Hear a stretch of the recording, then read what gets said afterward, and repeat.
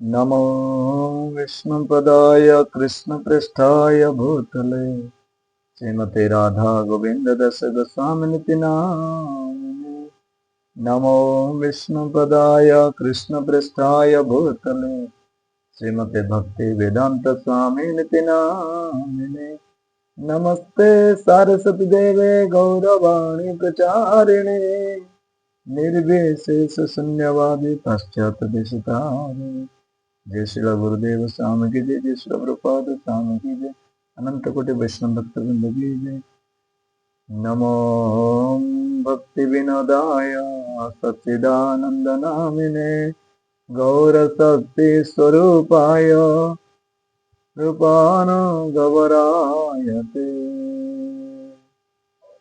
जय श्री भक्ति ठाकुर की जय। ओम नमो भगवते वासुदेवाय। ओम नमो भगवते वासुदेवाय। ओम नमो भगवते वासुदेवाय। हरे कृष्ण। आज श्रील भक्ति विनोद ठाकुर विरचित जैव धर्म पुस्तकर जीवतत्व उपरे जहाँ वर्णना करछन्ति श्रील भक्ति विनोद ठाकुर से उपरे आज आम श्रवण करिबा।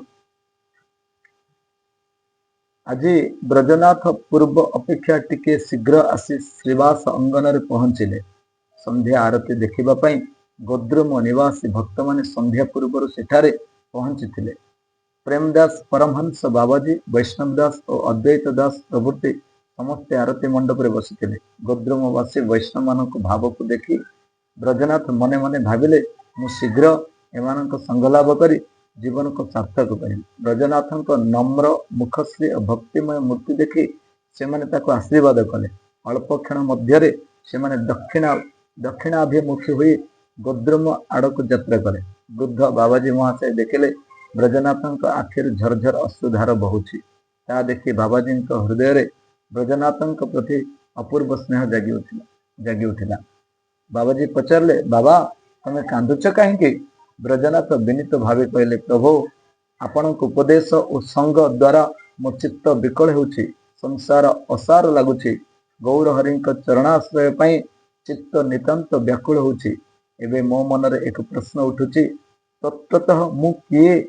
ए जगत को मु कहीं आसी? बाबाजी महाराज कहले, भल तुम जो प्रश्न पचारि मते धन्य करदेल। जार शुभ दिन आसे से यही प्रश्न पचारे। दशमूलर पंचम श्लोक श्लोकार्थ शुणिले तुम आउ किछि संदेह रहिब नाही। स्फुलिंगारुद्धाग्निरेवाचिदणव जीवनीचया हरे सूर्य सेवा पृथगपि तु तद्वेद विषया बसे माया जस्य प्रकृति पतिरेवेश्वराय सजीव मुक्त प्रकृति बस योग्य स्वगुणात्।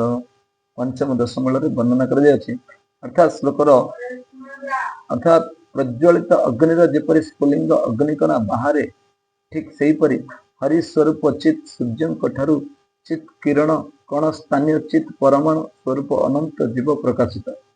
हरि ठारू अपृथक होई मध्य जीव माने नित्य पृथक। ईश्वर जीव मध्य नित्य भेद होउछि। ईश्वर माया शक्तिर अर्थात प्रकृतिर अधीश्वर एवं जीव मुक्त अवस्था मध्य निज स्वभाव अनुसार प्रकृतिर बस अधीन हेबा परि योग्य। ब्रजनाथ कहले, ब्रजनाथ महाराज कहले, ब्रजनाथ प्रभु कहले, अपूर्व सिद्धांत यार वेद प्रमाण कौन अछि? यद्यपि प्रभु वाक्य ही वेद तथापि उपनिषद प्रमाण द्वारा यही सिद्धांत को प्रमाणित कले लोके ताहा मानिबा को बाध्य हेबे। बाबाजी महाराज कहले, बहु वेद वाक्यर यही तत्व अछि। सेथिरु मु गोटे दुईटी कहूछि सुन।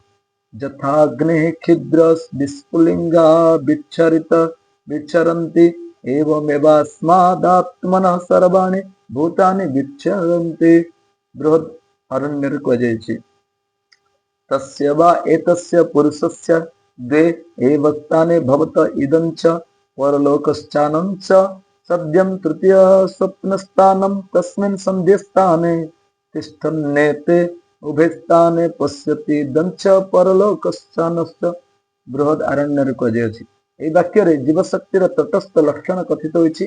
ପୁଣି ବୃହଦାରଣ୍ୟରେ କୁହାଯାଇଛି ତଦ୍ ଯଥା ମହାମତ୍ସ୍ୟ ଉଭେ କୂଳେ ଅନୁସଞ୍ଚରତି ପୂର୍ବେଞ୍ଚ ପରଞ୍ଚୈବ ମେବାୟଂ ପୁରୁଷ ଏତାବୋ ଭାବନ୍ତାବନୁସଞ୍ଚରତି ସ୍ୱପ୍ନାନ୍ତଞ୍ଚ ବୁଧାନ୍ତଞ୍ଚ। ଅଗ୍ନିରୁ ଯେପରି ଅନେକ ବିସ୍ଫୁଲିଙ୍ଗ ଅଗ୍ନିକଣ ଉଠନ୍ତି, ସେପରି ଏହି ଆତ୍ମା କୃଷ୍ଣଙ୍କ ଠାରୁ ସବୁ ଜୀବ ଉଦିତ ହୋଇଛନ୍ତି। ଏହି ଜୀବ ପୁରୁଷ ହିଁ ଦୁଇଟି ସ୍ଥାନ ଅଛି, ଯଥା ଏହି ଲୋକର ସ୍ଥାନ ଓ ପରଲୋକର ସ୍ଥାନ। ତୃତୀୟ ସ୍ୱପ୍ନ ସ୍ଥାନଟି ଅନୁସନ୍ଧେୟ। ଏହି ଅନୁସନ୍ଧେୟ ସ୍ଥାନରେ ଉକ୍ତ ପୁରୁଷ ଥାଇ ଏହି ଦୁଇଟି ସ୍ଥାନକୁ ଦେଖୁଛି, ଏହି ଲୋକର ସ୍ଥାନକୁ ଓ ପରଲୋକର ସ୍ଥାନକୁ।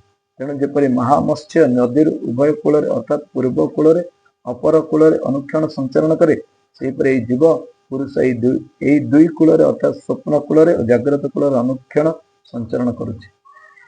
ବ୍ରଜନାଥ କହିଲେ ତଟସ୍ଥ ଶବ୍ଦର ଅର୍ଥ କଣ? ବାବାଜୀ ମହାରାଜ କହିଲେ ଜଳ ଓ ଭୂମିର ମଧ୍ୟବର୍ତ୍ତୀ ସ୍ଥାନକୁ ତଟ କହନ୍ତି।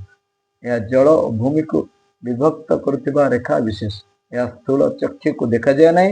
ଚିତ୍ ଜଗତକୁ ଜଳ ସହିତ ଓ ଅଚିତ୍ ଜଗତକୁ ଭୂମି ସହିତ ତୁଳନା କଲେ ଉଭୟର ମଧ୍ୟବର୍ତ୍ତୀ ସୂକ୍ଷ୍ମ ରେଖାକୁ ହିଁ ତଟ କୁହାଯାଏ। ସେହି ସନ୍ଧି ସ୍ଥଳରେ ହିଁ ଜୀବଶକ୍ତିର ଅବସ୍ଥିତି।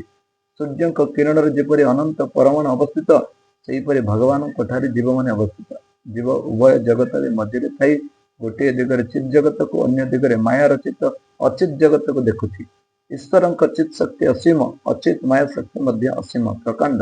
ଉଭୟଙ୍କ ମଧ୍ୟରେ ଅନନ୍ତ ସୂକ୍ଷ୍ମ ଜୀବ ଅବସ୍ଥିତ। କୃଷ୍ଣଙ୍କ ତଟସ୍ଥ ଶକ୍ତିରେ ଜୀବର ଉତ୍ପତ୍ତି, ଅତଏବ ଜୀବର ସ୍ୱଭାବ ମଧ୍ୟ ତଟସ୍ଥ। ବ୍ରଜନାଥ କହିଲେ ତଟସ୍ଥ ସ୍ୱଭାବ କିପରି? ବାବାଜୀ ମହାରାଜ କହିଲେ ଯେଉଁ ସ୍ୱଭାବ ଦ୍ୱାରା ଉଭୟ ଜଗତରେ ମଝିରେ ଥାଇ ଉଭୟ ଆଡ଼କୁ ଦେଖି ହୁଏ, ତାହା ତଟସ୍ଥ। ଉଭୟ ଚିତ୍ ଓ ଅଚିତ୍ ଶକ୍ତିର ବଶୀଭୂତ ଅଧୀନ ହେବାର ଯୋଗ୍ୟତା ହିଁ ତଟସ୍ଥ ସ୍ୱଭାବ। ତଟ ଜଳର ଅନ୍ତର୍ଗତ ହେଲେ ତାହା ନଦୀ ହୋଇଯାଏ, ସ୍ଥଳର ଅନ୍ତର୍ଗତ ହେଲେ ଭୂମି ହୋଇଯାଏ। ଜୀବ କୃଷ୍ଣଙ୍କ ଆଡ଼କୁ ଅର୍ଥାତ୍ ଚିତ୍ ଜଗତ ଆଡ଼କୁ ଚାହିଁଲେ ତାଙ୍କ ଶକ୍ତି ଦ୍ୱାରା ଦୃଢ଼ ହୁଏ ଓ ଚିତ୍ ଜଗତର ଶୁଦ୍ଧ ଚେତନା ଆତ୍ମା ରୂପେ ଭଗବତ ସେବା କରେ। କିନ୍ତୁ ମାୟାକୁ ଚାହିଁଲେ କୃଷ୍ଣ ବିମୁଖ ହୋଇ ମାୟା ଜାଲରେ ଆବଦ୍ଧ ହୁଏ। ଏହି ଉଭୟ ନିଷ୍ଠ ସ୍ୱଭାବ ହିଁ ତଟସ୍ଥ ସ୍ୱଭାବ। ବ୍ରଜନାଥ କହିଲେ ଜୀବର ଗଠନରେ ମାୟାର କିଛି କାର୍ଯ୍ୟ ଅଛି କି? ବାବାଜୀ ମହାରାଜ କହିଲେ ନା, ଜୀବ ସ୍ୱରୂପ ତ ଚିତ୍ ବସ୍ତୁ। ଜୀବର ସତ୍ତାରେ ମାୟାର କାର୍ଯ୍ୟ ନାହିଁ, କିନ୍ତୁ ଅଣୁ ହୋଇଥିବାରୁ ଚିତ୍ ବଳର ଅଭାବ ହେତୁ ସେ ମାୟାର ବଶୀଭୂତ ହୁଏ। ବ୍ରଜନାଥ କହିଲେ ମୁଁ ମୋ ଅଧ୍ୟାପକଙ୍କ ଠାରୁ ଶୁଣିଥିଲି ବ୍ରହ୍ମର ଚିତ୍ ଅଂଶ ମାୟା ଦ୍ୱାରା ଆବୃତ ହୋଇ ଜୀବ ସଂଜ୍ଞା ପାଇଛି। ଆକାଶ ଯେପରି ଘଟ ଦ୍ୱାରା ଆବୃତ ହେଲେ ଘଟାକାଶ ହୁଏ, ସେହିପରି ବ୍ରହ୍ମ ମଧ୍ୟ ମାୟା ଦ୍ୱାରା ଆବୃତ ହୋଇ ଜୀବ ହୁଏ। ଏ ଉକ୍ତିର ତାତ୍ପର୍ଯ୍ୟ କଣ? ବାବାଜୀ ମହାରାଜ କହିଲେ ଏହା ମାୟାବାଦ ମାତ୍ର। ବ୍ରହ୍ମକୁ ମାୟା ଆବୃତ କରିପାରେ କି? ବ୍ରହ୍ମକୁ ନିଶକ୍ତିକ କୁହାଗଲେ ବ୍ରହ୍ମ ସହିତ ମାୟା ଶକ୍ତିର ସମ୍ବନ୍ଧ ହେବ କିପରି? ମାୟା ଶକ୍ତିର ସମ୍ବନ୍ଧ ନହେଲେ ମାୟାର କ୍ରିୟା ବା କିପରି ହେବ? ବ୍ରହ୍ମ କେବେ ମାୟା ଦ୍ୱାରା ଆବୃତ ହୁଏ ନାହିଁ। ଯଦି ବ୍ରହ୍ମର ଚିତ୍ ଶକ୍ତିକୁ ଗ୍ରହଣ କରାଯାଏ, ତେବେ ତଦୀୟ ମାୟା ଶକ୍ତି କିପରି ଚିତ୍ ଶକ୍ତିକୁ ଆବୃତ କରି ବ୍ରହ୍ମଠାରୁ ଜୀବକୁ ସୃଷ୍ଟି କରିବ? ବ୍ରହ୍ମ ଅଖଣ୍ଡ ଆକାଶ ତୁଲ୍ୟ, ତାହାକୁ ପୁଣି ଖଣ୍ଡ ଖଣ୍ଡ କରାଯିବ କିପରି? ବ୍ରହ୍ମ ଉପରେ ତଦୀୟ ମାୟା ଶକ୍ତିର କ୍ରିୟା ନାହିଁ। ଜୀବ ସୃଷ୍ଟିରେ ମାୟା ଶକ୍ତିର କ୍ରିୟା ନାହିଁ। ଜୀବ ଅଣୁ ହେଲେ ମଧ୍ୟ ମାୟା ଠାରୁ ପର ଉତ୍କୃଷ୍ଟ ତତ୍ତ୍ୱ ଅଟେ। ବ୍ରଜନାଥ କହିଲେ ଥରେ ଜଣେ ଅଧ୍ୟାପକ କହୁଥିଲେ ଜୀବ ବ୍ରହ୍ମର ପ୍ରତିବିମ୍ବ। ସୂର୍ଯ୍ୟ ଯେପରି ଜଳରେ ପ୍ରତିବିମ୍ବ ହୁଏ, ବ୍ରହ୍ମ ସେହିପରି ମାୟାରେ ପ୍ରତିବିମ୍ବ ହୋଇ ଜୀବ ହୋଇଛି। ଏ ଉକ୍ତିର ତାତ୍ପର୍ଯ୍ୟ କଣ? ବାବାଜୀ ମହାରାଜ କହିଲେ ଏହା ମଧ୍ୟ ମାୟାବାଦ। ବ୍ରହ୍ମ ହିଁ ଏକମାତ୍ର ବସ୍ତୁ ଓ ତାହାର ଅସୀମ ଅଣୁ, ଏଣୁ ତାର ପ୍ରତିବିମ୍ବ ହୋଇନପାରେ। ଅସୀମ ବ୍ରହ୍ମକୁ କୌଣସି ସୀମାରେ ଆବଦ୍ଧ କରି ହୁଏ ନାହିଁ। ବ୍ରହ୍ମକୁ ସୀମାବଦ୍ଧ କରିବା ବେଦ ମତର ବିରୁଦ୍ଧ।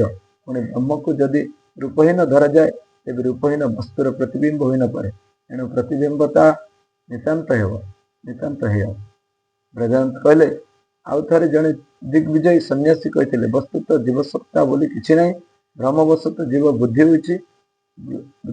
ଭ୍ରମ ଦୂର ହେଲେ ଏକମାତ୍ର ଅଖଣ୍ଡ ହିଁ ବ୍ରହ୍ମ ହିଁ ରହେ। ଏହାର ତାତ୍ପର୍ଯ୍ୟ କଣ? ବାବାଜୀ ମହାରାଜ କହିଲେ ଏହା ମଧ୍ୟ ମାୟାବାଦ ନିରାଧାର। ଏକମେବା ଦ୍ୱିତୀୟମ୍ ଛାନ୍ଦୋଗ୍ୟ ଉପନିଷଦରେ କୁହାଯାଇଛି, ଅର୍ଥାତ୍ ବ୍ରହ୍ମ ହିଁ ଏକ ଓ ଅଦ୍ୱିତୀୟ। उक्त वाक्य ब्रह्म व्यतीत आउ कौन अच्छे जदि ब्रह्म व्यतीत आउ किछि नहीं तेबे भ्रम आसिला केउठारु कहार बा भ्रम जदि कुह ब्रह्मर भ्रम तेबे ताहा ठीक नहीं तेणु ताहा ब्रह्मर माया शक्ति द्वारा होइथाए ब्रह्मरे भ्रम आदि दोष देखाइले ता अकिंचित कर हुए ब्रह्म को यदि एक स्वतंत्र पृथक तत्व बोली धरा जाए तेबे ब्रह्मर